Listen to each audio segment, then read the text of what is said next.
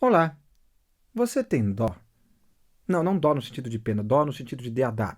Eu estou falando das Digital Audio Workstations, como o Pro Tools, Cubase, Logic, etc. Muito bem, agora você sabe trabalhar com eficiência numa dó? Não estou me referindo ao domínio do software, mas ao seu fluxo de trabalho. Isso é o que a gente vai ver a partir de agora.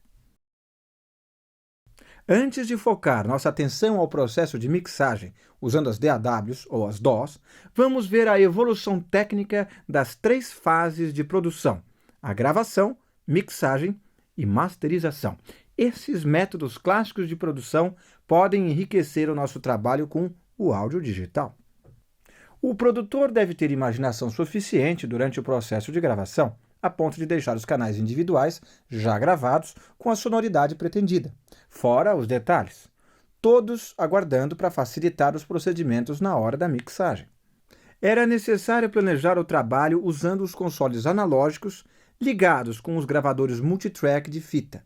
Tínhamos que regular os equipamentos para gravar vários canais simultaneamente com boa sonoridade e com níveis compatíveis. Não era fácil. Todo esse cuidado era para criar condições para uma sessão de overdub, muitas vezes em outra fita. Era possível somente mexer nos faders de canal, pan e mandadas de fone de ouvido para gerar um direcionamento separado e um rough mix. As limitações tecnológicas nos forçavam a ter uma abordagem muito disciplinada. Hoje em dia, mudamos radicalmente o trabalho, usando uma abordagem não destrutiva nos softwares de computador. O número quase ilimitado de canais à gravação em loop e a opção de salvar dinamicamente todos os parâmetros são características totalmente positivas das DAWs ou DAWs. Claro, ainda precisamos de uma certa dose de disciplina. A gravação em loop não destrutivo, por exemplo, dá margem a atitudes ruins na gravação. Ah, não precisa ficar perfeito, porque depois dá para consertar na mix. Esse tipo de coisa. Isso só vai gerar resultados medíocres e trabalhos de edição intermináveis. A edição separada de cada pequeno detalhe de um material é um recurso incrível, claro, mas não deve resultar em exageros. Os métodos de trabalho tradicionais forçaram os engenheiros de áudio a desenvolver suas capacidades de decisão. Isso porque era preciso tomar decisões irreversíveis diante das limitações técnicas. Os canais de gravação, por exemplo, eram poucos, e era comum regravar a mesma fita, impedindo qualquer volta ao material sonoro descartado. Nesse cenário, como trabalhar em uma abordagem não destrutiva? Era realmente necessário ter altos padrões de conduta, afinal, quanto mais fitas, mais difícil é a pesquisa e a edição.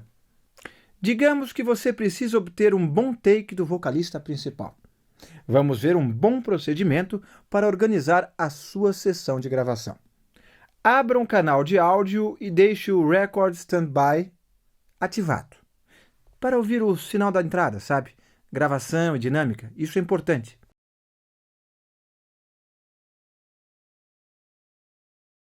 Abra então um canal vazio para ouvir a sua First Choice. Depois, crie uma relação de canais do modo Mute. Durante a gravação de loop, você deve classificar os takes em A, B e C.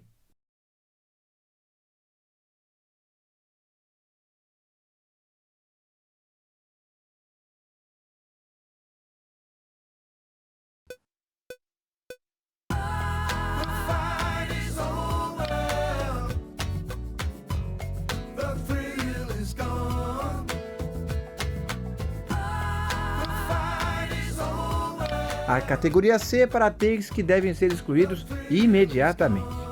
Ah, uma dica: não crie muitas sequências de loop de uma vez só. Senão, você vai perder a noção de qual loop ficou realmente bom. Imediatamente após o ciclo de gravação, coloque os takes principais para o canal de armazenamento A. Os takes sobressalentes para o canal B, assim como C. Isso é para esvaziar o canal de gravação e deixá-lo pronto para captar o próximo take. Nesse ponto, você também pode fazer pequenas edições usando a ferramenta de tesoura. Recorte os bons takes que foram para os canais B ou C. O canal de armazenamento é para a monitoração de escuta e devem ter as mesmas configurações de efeito, inserts e sends, que a pista de gravação. No final da sessão de gravação, o canal A tem que ter uma sonoridade de qualidade e volume consistentes, com ajustes manuais leves, cortes de respiração e assim por diante. Isso é bem interessante para os artistas, porque após a sessão eles terão uma boa noção dos seus próprios resultados. Bem, pelo menos 90%, né? A partir daí, seu trabalho de edição será bem mais fácil e você pode manter os trechos que ficaram só no canal B para resolver questões menores, como pronúncia, sibilância, entre outros. E desse jeito, você vai poder abrir a sessão no futuro e continuar trabalhando de onde você parou.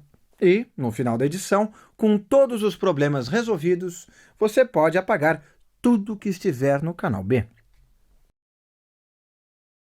Quando a fita ainda era a mídia principal, era necessário aprender a confiar na sua audição. Vou aqui dar um exemplo. Era necessário julgar se um groove entre bateria e baixo estava soando bem ou não. As ferramentas de correção demoraram muito para se desenvolver e só eram usadas em caso de emergência extrema, com a ajuda de samplers MIDI sincronizados, por exemplo. Atualmente, com o auxílio da interface gráfica, a nossa tendência é fazer decisões com base no que a gente vê, certo? Para que as avaliações das gravações sejam realmente adequadas, feche os olhos ou desligue o seu display. Isso é para você ganhar confiança total nos seus ouvidos. Afinal de contas, o resultado final deve ser uma música para ouvir e não para assistir com os olhos em gráficos, etc. Se os seus ouvidos não conseguirem mais perceber se um som está atrasado ou adiantado, daí sim, olhamos para a tela de edição gráfica. Qualquer DAW, qualquer DAW no caso, tem esse recurso.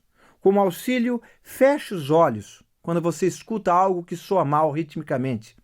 Isso vai te ajudar. Quem trabalha sozinho ou com seus amigos numa mixagem, por exemplo, pode ficar insatisfeito com seus resultados. Mas existem algumas estratégias que podem ajudá-lo a sair dessa crise. E é o que vamos ver no próximo vídeo. Até lá.